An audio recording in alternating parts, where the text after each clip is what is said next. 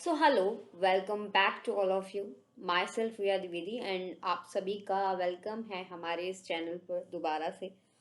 आज की वीडियो में हम लेके आए हैं कुछ एमसीक्यूज जो कि कॉलोनियल एरा यानी कि ब्रिटिशर्स के टाइम के जो एक्ट्स थे, जो पॉलिसीज थी, उनसे रिलेटेड होंगे। और ये आपके एग्जाम के लिए वेरी हेल्पफुल होने वाले हैं, जो भी बच्चे CSIR CSC का एग्जाम दे रहे हैं। और ऑलरेडी एग्ज़ाम स्टार्ट हो चुके हैं, लेकिन कुछ डेज जो हैं जिनके एग्ज़ाम 20th तक है, उनके लिए ये वीडियो हेल्पफुल रहने वाली है। चलिए पहले क्वेश्चन की तरफ चलते हैं।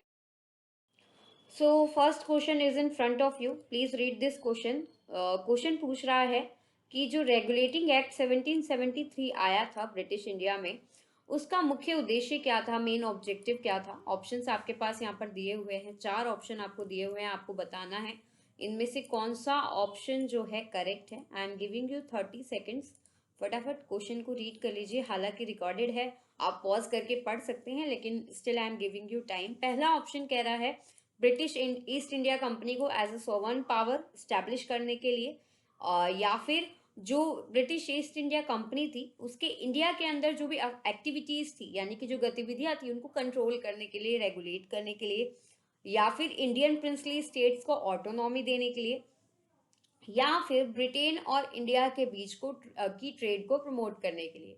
तो आप देखिए यहाँ पर करेक्ट आंसर आपका हो जाएगा बी। करेक्ट आंसर आपका बी है, यानी कि to regulate the activities of British East India company.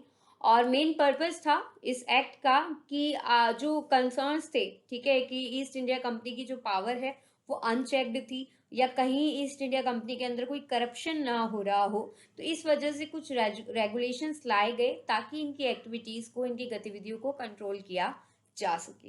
Next question, question number 2, who was the first governor general of Bengal. क्योंकि जब 1773 का एक्ट आया तो आपकी जो गवर्नर जनरल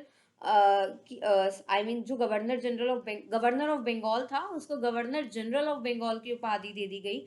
अब वो कौन थे आपको बताना है। सर वॉरेन हेस्टिंग थे, लॉर्ड कॉर्नवालिस थे, सर विलियम जोन्स थे, या सर जॉन शोर थे।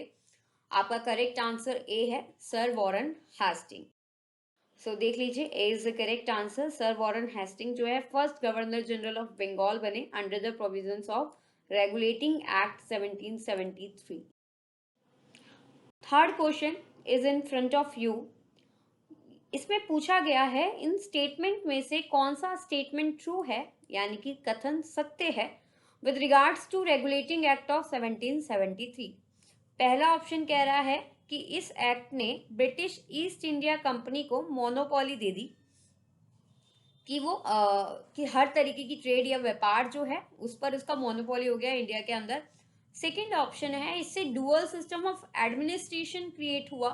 थर्ड है इस एक्ट ने इंडिया को इंडिपेंडेंस दे दी। फोर्थ है इसका कोई इम्पैक्ट नहीं हुआ इंडिया के ऊपर या इंडिया की गवर्नेंस के ऊपर। तो देखिए, ये तो आप डायरेक्ट कैंसिल कर सकते हैं वन ऑप्शन, ठीक है। Already monopoly east India company के पास थी इस एक्ट से पहले से ही।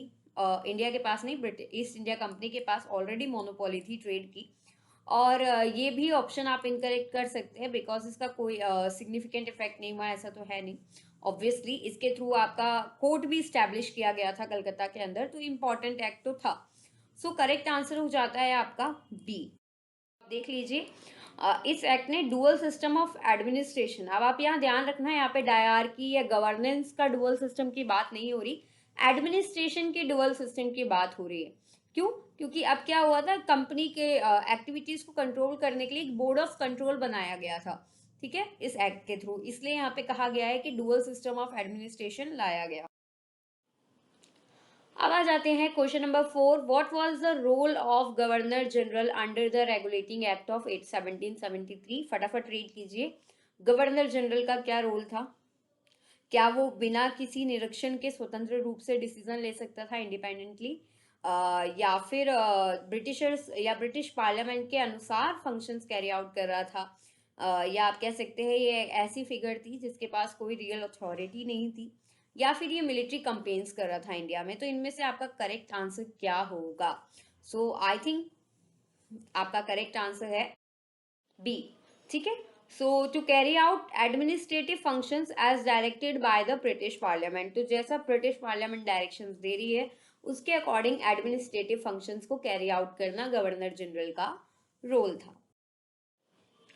नेक्स्ट क्वेश्चन है आपका, how did the regulating act of 1773 impact the administration of justice in India, यानी कि किस तरीके से रेगुलेटिंग एक्ट 1773 ने इंडिया के अंदर जस्टिस सिस्टम को रेगुलेट किया या उस पर क्या प्रभाव डाला, ये आपको बताना है। 4 ऑप्शंस आपके सामने हैं, हिंदी इंग्लिश दोनों लैंग्वेजेस में है।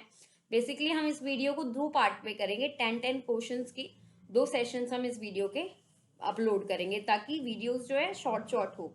ठीक है, तो आप देख लीजिए, इसमें करेक्ट आपका करेक्ट आंसर सी है। इसने ब्रिटिश ईस्ट इंडिया कंपनी को एक्सक्लूसिव कंट्रोल दिया जुडिशरी के ऊपर, तो ये आपको ध्यान रखना है। ईस्ट इंडिया कंपनी के पास एक्सक्लूसिव कंट्रोल आ गया था जस्टिस का, ठीक है, एडमिनिस्ट्रेशन ऑफ जस्टिस का, कि वो किसी भी तरीके से अपने अकॉर्डिंगली जो है उसको डील कर सकते हैं।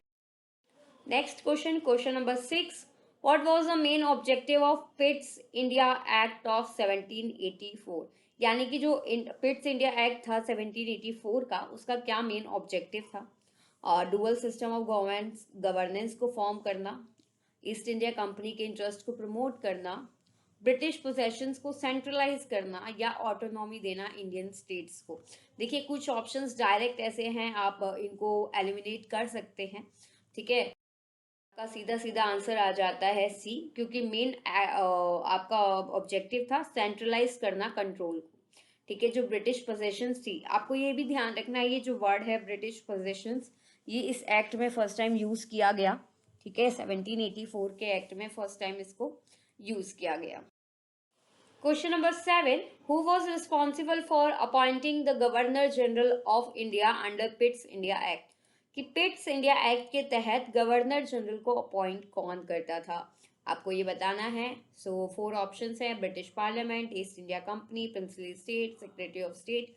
करेक्ट आंसर है बी, ईस्ट इंडिया कंपनी। अब कैसे, तो आप देख लीजिए, इस एक्ट के तहत जो कोर्ट ऑफ डायरेक्टर्स थे उनके द्वारा गवर्नर जनरल को अपॉइंट किया जाता था। ठीक है, तो ईस्ट इंडिया कंपनी के कोर्ट ऑफ डायरेक्टर्स के द्वारा। Question number 8, what was the role of board of control, अब बोर्ड ऑफ कंट्रोल का क्या रोल था? British Indian administration to administer British India directly, British India को डायरेक्टली एडमिनिस्टर करना, या इंडिया और ब्रिटेन के बीच रेगुलेट करना ट्रेड को, या ईस्ट इंडिया कंपनी के फंक्शंस को या एक्शंस को ओवरसी करना, या नेगोशिएट करना treaties with Indian princely states. तो क्या इनका मेन या किस लिए एस्टैब्लिश, तो आपका करेक्ट आंसर सी है।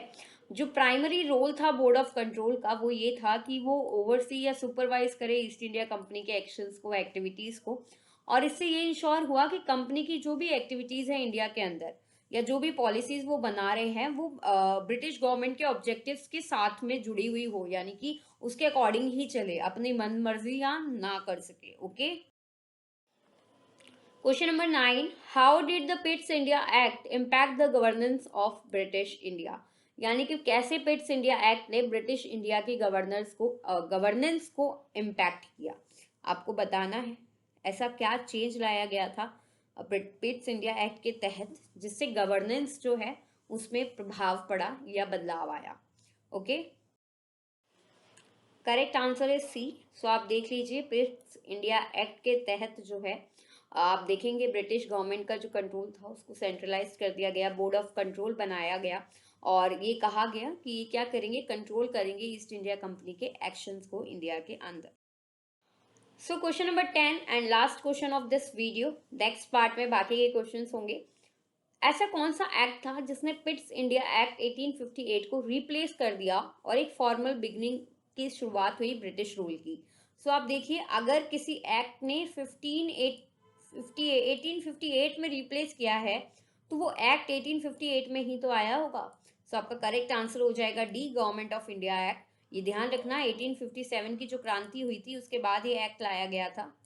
ठीक है, और इस एक्ट के तहत अब जो है क्राउन रूल स्टार्ट हो गया था, ईस्ट इंडिया कंपनी का रूल एंड होके क्राउन रूल स्टार्ट हो गया। सो देखिए आपका करेक्ट आंसर डी है। ठीक है, D is the correct answer. Government of India act 1858, जिसने पिट्स इंडिया एक्ट को रिप्लेस किया था, जिससे कि आपके ब्रिटिश रूल की शुरुआत हुई इंडिया के अंदर। और इस एक्ट के तहत सारी की सारी पावर ईस्ट इंडिया कंपनी से ट्रांसफर होके ब्रिटिश क्राउन रूल के पास आ गई थी, या ब्रिटिश क्राउन के पास आ गई थी, और इंडिया के अंदर क्राउन रूल की शुरुआत हुई। अब आपको ये ध्यान रखना है कि इस वीडियो में हमने 10 क्वेश्चंस किए हैं। नेक्स्ट वीडियो इसके बाद जो आने वाली है उसमें 10 क्वेश्चंस आपको आगे के मिलेंगे। वीडियो ज़्यादा लॉन्ग ना हो इसलिए हमने इसको 2 पार्ट्स में कन्वर्ट कर दिया है। सो नेक्स्ट वीडियो भी ज़रूर देखिएगा, और तब तक इस वीडियो को ज़्यादा से ज़्यादा शेयर करें। Have a great exam, all the best, bye bye.